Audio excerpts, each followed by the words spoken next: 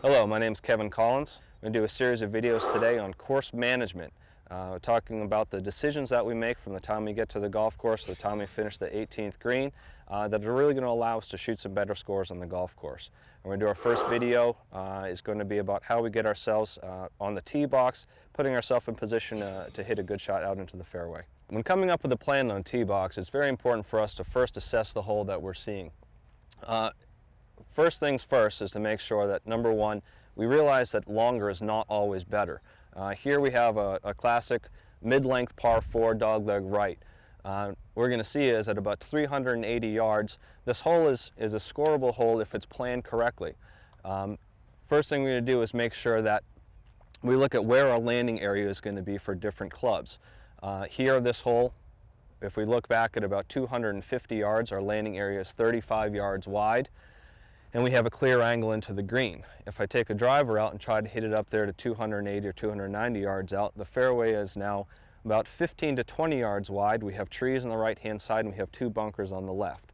So just because it's a medium-length hole and we want to try to make our birdie on this hole, we want to make sure that the driver might not be the correct decision for what it is we're trying to do to make sure that we have a safe, accurate shot into the green.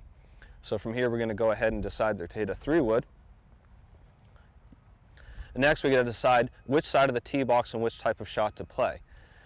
If we look out at the hole again from the right side of the tee box, we're going to see a big pine tree that guards the right side of the tee, which says that if I begin on the right side of the box, this tree is now going to be in play.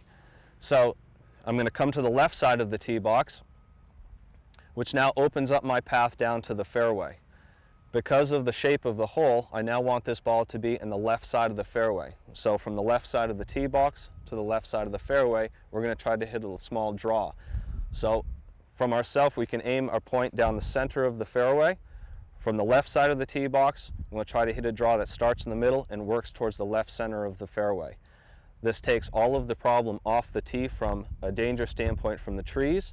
It takes the bunkers and the distance out of play, and it gives me the best opportunity to put this ball in a position in the fairway that's going to give me a great angle into the green to score. So to review, standing on the tee box, it's important that we look down the hole. We assess not only the shape of the hole, but where the danger is on both sides. If we see a tree or water feature on one side, we want to make sure that from an angle, we go to the correct side of the tee box to play away from it. And we always want to make sure that longer is not always better when it comes to the club selection that we choose on the tee. This is a great example of why maybe a 3-wood or a 5-wood off of a tee box is going to be a much better plan than a driver to give you the best opportunity to score coming into the green.